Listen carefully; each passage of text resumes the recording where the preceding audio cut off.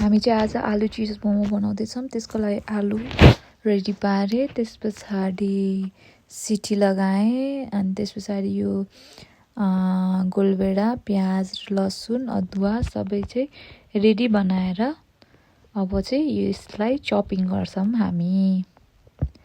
And not to forget, यो चाहिँ pizza चिज अनि यो चाहिँ अहिले रेडिमेडै ल्याएको मैले।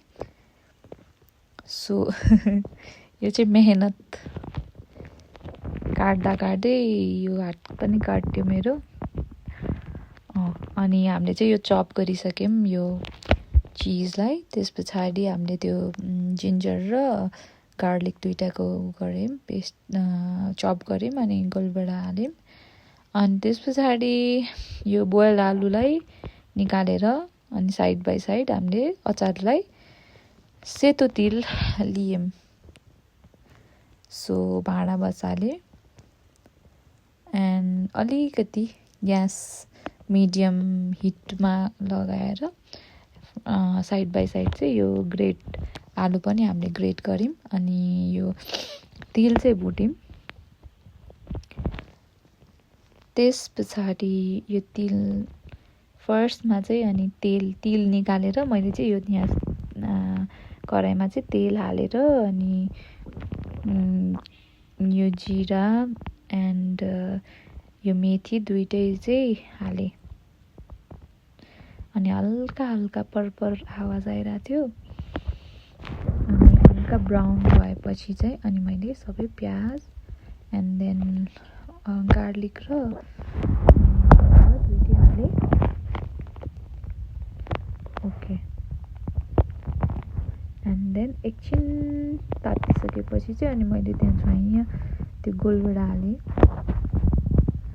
सो गोलभेडा हालिसकेपछि चाहिँ नि मैले त्यो स्वादअनुसार नुन अनि जिराको धुलो, अनि त्यस पछाडि मैले बेसार पनि हालेँ, एन्ड देन खुर्सानी अनि हल्का नुन एक्स्ट्रा एड गरेँ। आई थिङ्क त्यो नुन अलिक पुगेन जस्तो छ, सो त्यही भएर